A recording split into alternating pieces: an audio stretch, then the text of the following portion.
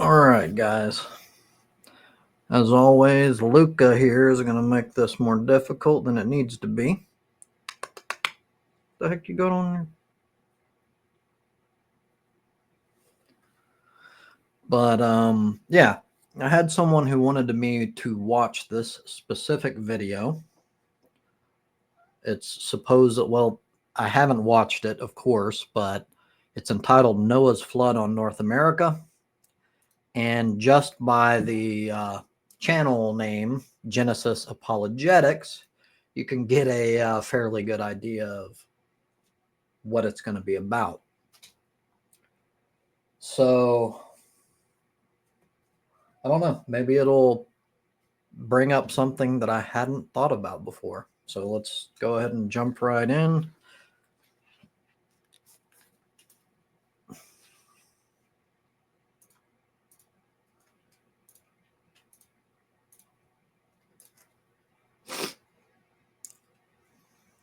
I want to read the beginning here. What happened on the North American continent during Noah's flood? Noah's flood occurred just thousands of years ago, wiping out all terrestrial life on Earth, saving just thousands of animal kinds and the 8 people on the ark. Catastrophic rifting resulted in cycling tsunamis, bringing water and sediment onto land that resulted in the movement of the continents to their position today. Okay, I'm glad that he included that he wiping out all terrestrial life on Earth, because that means that it is a worldwide flood, and we have evidence that there was never a worldwide flood in the history of the Earth, especially during the period that this supposedly happened during. But I'll go into that a little bit later. Let's jump into this. Take a look at our North American continent. Do you see anything that might indicate a catastrophic past? One of biblical proportions? A catastrophe so massive that it pushed up mountain ranges that cover many states today? One that was so intense that it resulted in 13 states being filled with billions of fossils, including hundreds of thousands of dinosaurs, mixed with marine creatures? The markers of a worldwide flood that covered North America are obvious and are clearly... I hate to interrupt here, but I do have to point out, generally, dinosaurs are used as evidence against specifically Christianity.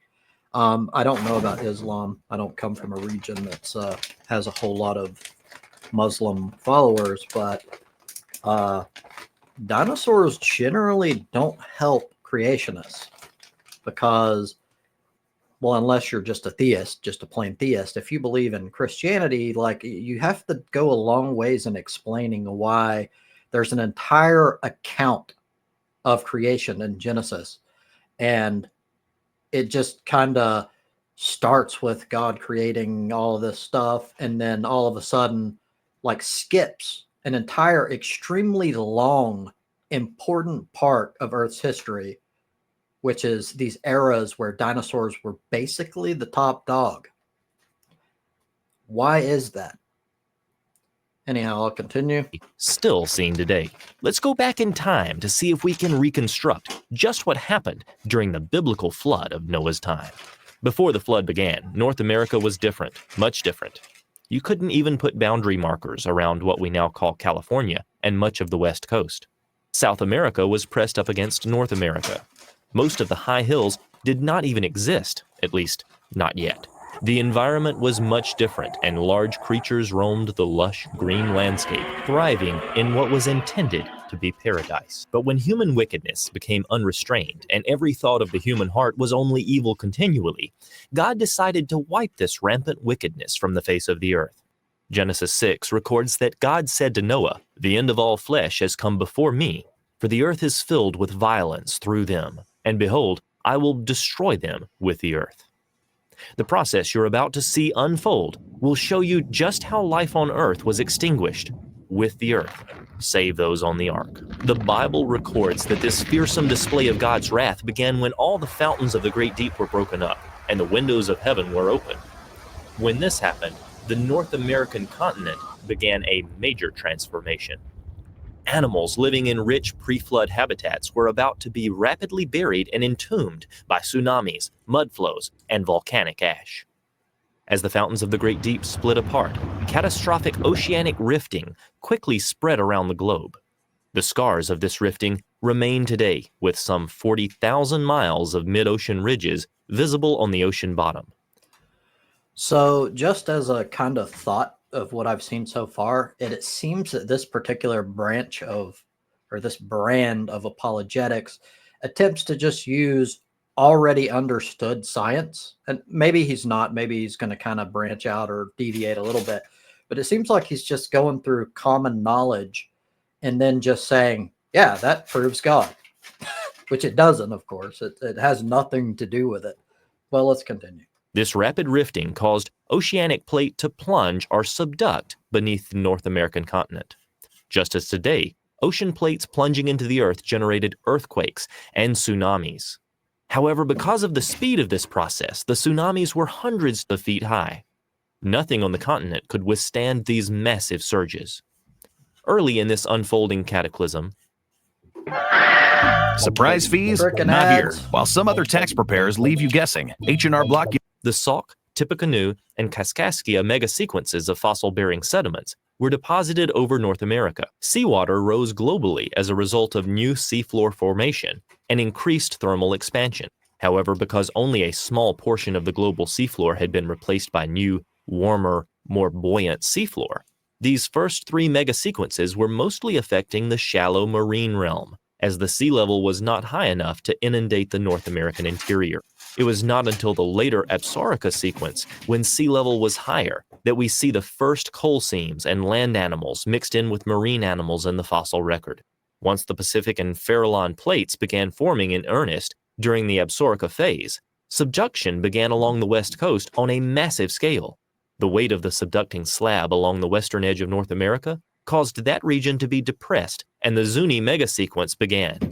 This rapid plate tectonic process and subsequent sedimentation buried the pre-flood lowlands first in the southwest, what we call the Triassic today, New Mexico and West Texas. This was soon followed by the Jurassic system rocks across Utah and Colorado, and then the Cretaceous system across Wyoming and Montana. Although the Farallon plate subducted initially at a steep angle beneath western North America, it appears to have been carrying along one or more large volcanic oceanic plateaus. When these plateaus reached the subduction zones at the edge of the North American continent, they acted to resist the subduction and caused the Farallon plate to begin moving horizontally beneath North America instead of at a steep angle. As the Farallon plate begins moving horizontally, it begins to interact strongly with the North American plate above it. That interaction first strips away the denser bottom part of the North American plate west of the current Rocky Mountains, shoving it off to the east. Simultaneously, the horizontally moving Farallon plate also drags warm, weak, and buoyant lower crustal rock of the North American plate along with it, doubling the crustal thickness beneath where the Rocky Mountains are today. Moreover, as the Farallon plate moves beneath western North America, its extra weight pulls down the land surface above temporarily to form the Western Interior Seaway, in which huge numbers of both sea and land animals can be found entombed today.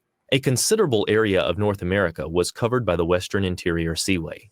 This increase in oceanic coverage means that the amount of North American Cretaceous sediment is greater than Jurassic or Triassic sediment. This partly explains the greater known diversity of Cretaceous dinosaurs. As the flood continues, the spreading ridge marking the western boundary of the Farallon plate gets overridden by the North American plate. This allows the Farallon plate to detach and sink into the deeper mantle beneath, where remnants of it are even seen today. Widespread volcanism is also involved in this process, with massive volcanic activity escaping from tears within and along the edges of the subducting plate traveling from west to east. This explains massive dinosaur graveyards preserved in sediments mixed with volcanic ash. One section of the Morrison Formation, called the Brushy Basin Member, spreads across 5 states and includes over 4,000 cubic miles of volcanic materials. Without a single volcano in the Morrison Formation area, geologists believe this material had to be carried all the way from volcanoes on the west coast, volcanoes created by the magma rising from the subducting ocean crust plunging under the land. Today, these subduction zones form the Ring of Fire, responsible for over 90% of our earthquakes. Many secular geologists agree with these general processes, but disagree with the timeline. saying it took place over millions of years. But think about it. If the mountains were created slowly over millions of years, why are so many of them filled with dead creatures that are buried in the mud that killed them? Just as a brief pause here, he's going through a lot of evidence here, but I don't see how it relates to Noah's flood in any way, shape, or form. Like, it seems to be entirely separate. Like, I don't get what he's trying to get across here, or if he's just trying to like bombard people with a bunch of scientific jargon to the point where they're just like, man, this guy's smart. And then they just conclude that because of the title that he's right. I don't know. The thousands of mass bone graveyards in the Jurassic and Cretaceous layers are filled with both land and marine creatures that are entombed by the very mud that covered them, causing their death. In some places, this happened so quickly that only adult dinosaurs are found entombed in the mud as they were fleeing for their lives. Here's one massive graveyard in northern Montana that's over 1.2 miles long and contains 30 million fossil fragments, representing over 10,000 adult Maiasaura that were simultaneously buried. In this entire collection of bones, not a single baby was found. Every one of these 10,000 Maiasaura was between 9 and 23 feet long. Does this seem like the adult dinosaurs were stampeding away from the raging floodwaters, with 100% of their young falling behind and being engulfed in a different region? Many of these creatures were buried so quickly, their soft tissues are still preserved to this day. Finding soft tissues that are supposedly over 65 million years old is a very odd thing, especially in the case of collagen, where secular scientists have placed a maximum shelf life well short of 1 million years. In fact, over 50 peer-reviewed. This is also interesting because, generally speaking, most people who are like fundamentalists to the Bible believe in young earth creationism, meaning they don't agree that like the earth was here as long as secular people have claimed, and we have evidence for, by the way. So this is a very strange take. It's like he's I've never heard anything like this. Like, in order to go through the evidence in the way that he's pointing it out, it kind of shuts the Bible down immediately. It means that it's incorrect using his own book, yet it's referencing Noah's flood, which makes absolutely no sense. He's like debunking his own religion here. Anyway, continuing. Reviewed secular science publications have now identified 14 different bioorganic materials in dinosaur bone. And another thing, while I'm thinking about it,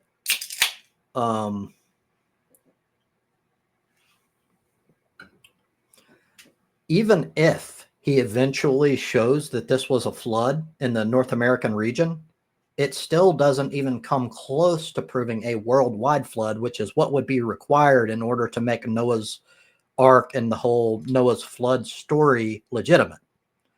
Like, sure, we had a flood that covered a large part, or maybe even all of North America. Maybe there's some evidence for that. That does not even come close to providing the evidence that you would need to conclude that there was a worldwide flood that destroyed all but like whatever he said before. Like this is not even close to the evidence required for that grandiose of a claim. But let's continue. The fact that 97% of the dinosaur fossil record is disarticulated shows that they were catastrophically wiped out, with their bodies being strewn apart and then buried. And isn't it interesting how most dinosaur fossils are buried under volumes of mud, like this famous T-Rex found buried under 100 feet of sludge? Just how high would the water have to be to bring in this amount of mud? And it was only the later uplifts that formed the Rockies that folded the flood rocks and exposed the dinosaurs for paleontologists to discover. It also makes sense that this happened quickly, over the year-long flood, and not over millions of years, because we find similar fossils that are buried on each side of the mid-Atlantic ridge where the rapid seafloor spreading occurred. These creatures are found buried in the very sediment layers that formed as tsunami-like waves deposited their muddy debris as a result of the catastrophic spreading. This buckling had to happen while the mountain layers were still soft and pliable, being freshly deposited from the flood. Just like cement, which can only be bent while wet, these massive flood layers, which span many states, were bent while wet. They fully hardened after the flood. Another consideration needs to be made for just how they get the millions of years in the first place. They base it all on radiometric dating, which has 3 unprovable assumptions and does not even validate against rocks of known ages. If radiometric dating dates rocks of known ages hundreds of thousands to millions of years older than the known ages of the rocks, why would we trust it for dating rocks of unknown ages? At Verizon, we'll pay off your old phone. And you'll get iPhone 16 on us. Days like this, the anticipation's half the fun. The call to adventure, possibilities. The fact that 13 Western states are filled with dinosaur and marine life remains that are buried with the plant life and ecosystems they were living in shows that their remains constitute a snapshot in time, not some slow burial process of various creatures over millions of years. As the floodwater level rose, each ecosystem was progressively inundated globally. Polystrate fossils found around the world also provide evidence of Noah's flood. These fossils extend through multiple layers of strata, such as these trees in Tennessee, that are fossilized in the upright position. If a secular geologist saw the same layers of strata anywhere else, they would conclude that each layer was laid down slowly over millions of years through gradual deposition, then turned into stone. But how can a tree remain upright for millions of years while sediment slowly builds up around it, preserving it from decay? These types of fossils are found in many other locations around the world, indicating the extent and rapid nature of the worldwide flood. Secular award-winning geologist Dr. Gerard Bond published a seminal study in 1976 titled Evidence for Continental Subsidence in North America During the Late Cretaceous Global Submergence. In this study, Dr. Bond analyzes the worldwide evidence of what secular geologists refer to as the widespread late Cretaceous transgression. At the very least, now he has left North America and sort of jumped into the world, which is a good thing. At least he didn't focus entirely on North America. But this is still easily debunked, and I will do all that later. Which is just technical jargon for worldwide flood.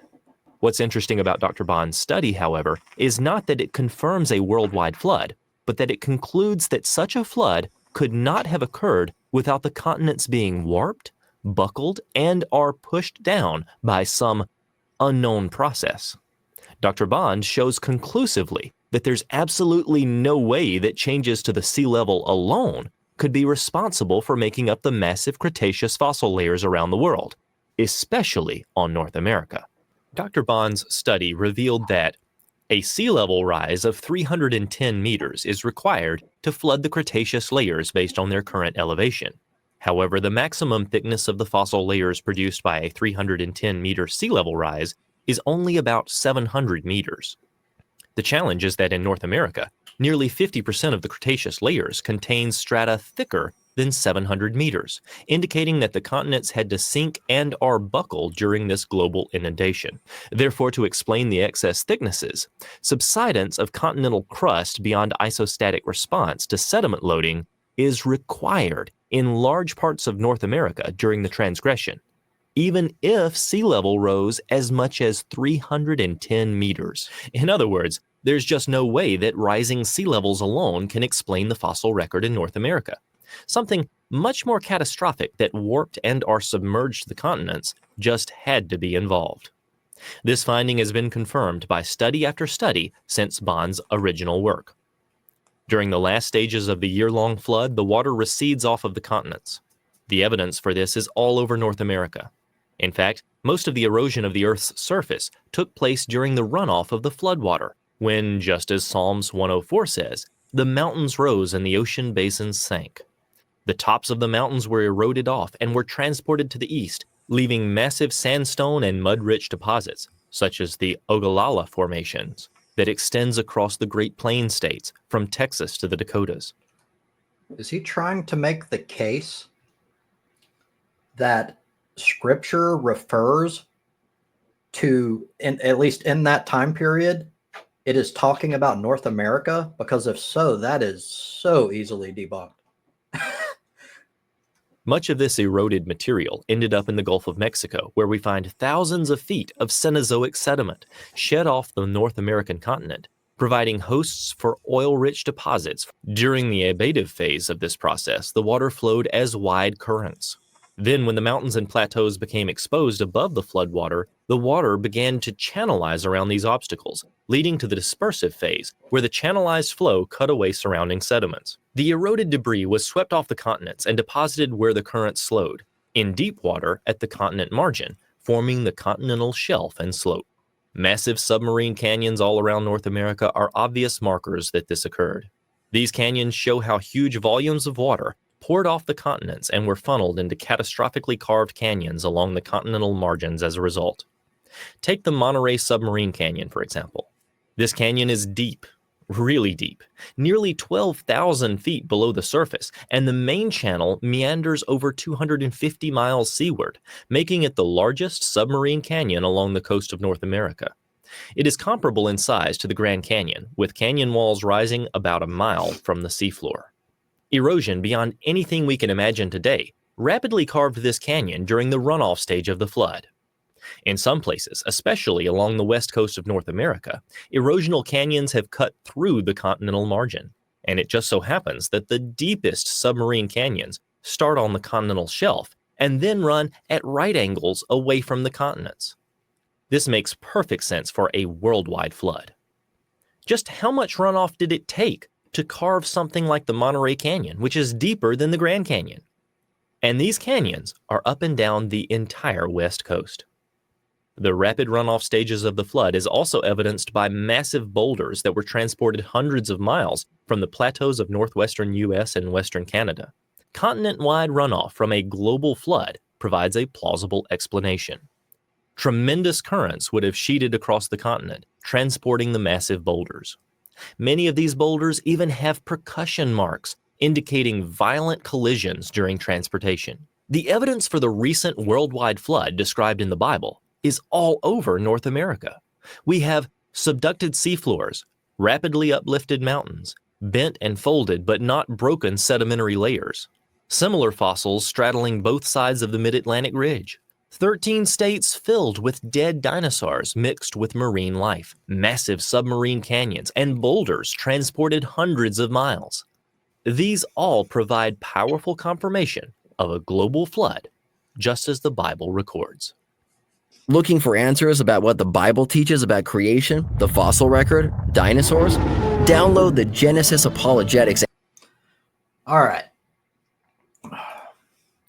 So as is always the case, I'm not looking to show that I'm an expert in anything. So I'm not going to try, I am not an archaeologist. A lot of the things that he went over, I didn't quite understand. I understood quite a bit of it, but not all. But I'm not even close to qualified to touch this. So again, what matters is what is the truth. And I believe that this is absolute, insane, ludicrous, freaking mental gymnastics, as is usually the case when it comes to apologetics. So I'm going to show you something else here. It's a PDF file. All right. This is called 21 Reasons Noah's Worldwide Flood Never Happened. Here's a geologist's critical analysis of false perceptions held by many creationists about the origin of the Grand Canyon and the age of the Earth, by Lawrence G. Collins. Young Earth creationists claim that the Paleozoic sedimentary rocks in the Grand Canyon and the Mesozoic sedimentary rocks of the Grand Staircase north of the canyon in which Zion and Bryce Canyon National Parks occur were deposited during Noah's worldwide flood about 4,500 years ago. But there are at least 21 scientific reasons why this cannot have happened. I realize that readers of Skeptical Inquirer accept modern scientific views on this subject, but this examination of the creationist claims might be useful when communicating with others less imbued with scientific thinking. There are at least 21 scientific reasons a worldwide flood recounted in the Bible cannot have happened. 1.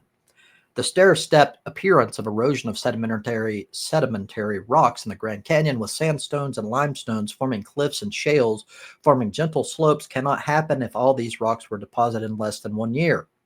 If the Grand Canyon had been carved soon after these rocks were deposited by a worldwide flood, there would not have had time to harden into solid rock and would have been saturated with water. Therefore, the sandstones and limestones would have slumped during the carving of the canyon and would not have formed cliffs. 2. Salt and gypsum deposits more than 200 feet thick occur in the Paradox Formation in Utah, just 200 miles north of the Grand Canyon, and these deposits are the same age as the Supai rocks in the Grand Canyon that were supposedly also deposited by Noah's flood. Similar salt deposits, up to 3,000 feet thick, exist in various places on all continents and in layers of all geologic ages, and these deposits can only be produced by evaporation of seawater. Such evaporation could not have happened in repeated intervals in the midst of the 40 days and 40 nights of raining and during the supposed continuous deposition of sedimentary rocks by a worldwide flood, and in which the only drying and evaporation is said to have occurred at the end of the flood. 3. Sand dunes with giant cross-bedding occur in the Mesozoic rocks in Zion National Park and are further evidence that desert conditions occurred at the time of the supposed flood. 4. Fossilized mud cracks occur in the Cambrian Tapiats Formation on top of the Precambrian Vishnu schist at the bottom of the canyon and indicate that drying conditions existed during the alleged worldwide Noah's flood, and these drying conditions occurred at the very beginning of this supposed flood. Although mud cracks can also form in mud underwater by compression that squeezes out water from the mud, such compression is not likely to occur during a flood. Moreover, fossilized mud cracks are found in other formations that were supposedly deposited during Noah's flood. And these mud cracks occur in red shales that coexist with salt and gypsum layers. Therefore, these mud cracks were likely formed in deltaic mud flats that were exposed to the atmosphere, where their iron-bearing minerals reacted with oxygen in the air to form red hematite. 5. I'm not going to read all these, just maybe a couple of more, and then I'll link it and you can read it yourself.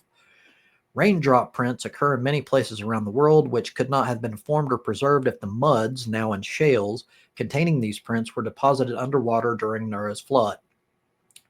6. Nests of dinosaur eggs are found in several places around the world, and it is illogical that dinosaurs could have had enough time to create these nests and lay their eggs while they were fleeing from rising waters to reach higher ground. 7.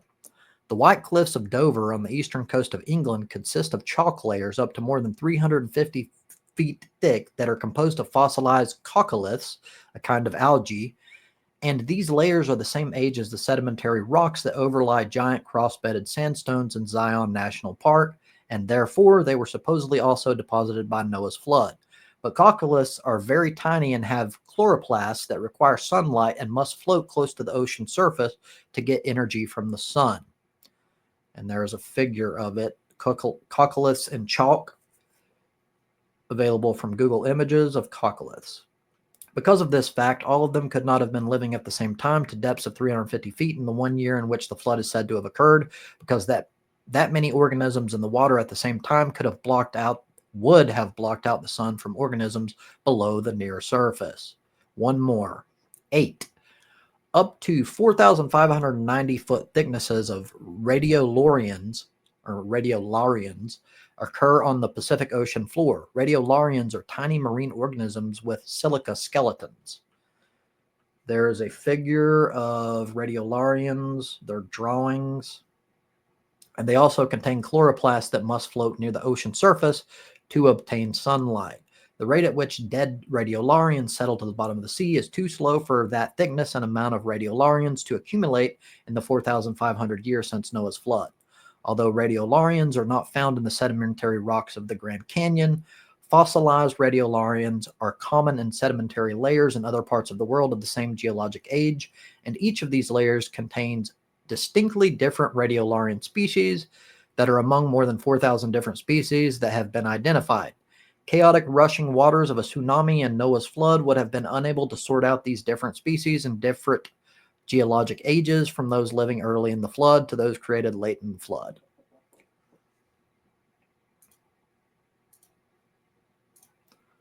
So more evidence there was never a worldwide flood. At best, all you can do is claim that it wasn't a worldwide flood, in which case you would have some issues because that makes the whole account in the Bible incorrect. So that's that. Feel free to chime in with whatever you would like. Thank you for your time.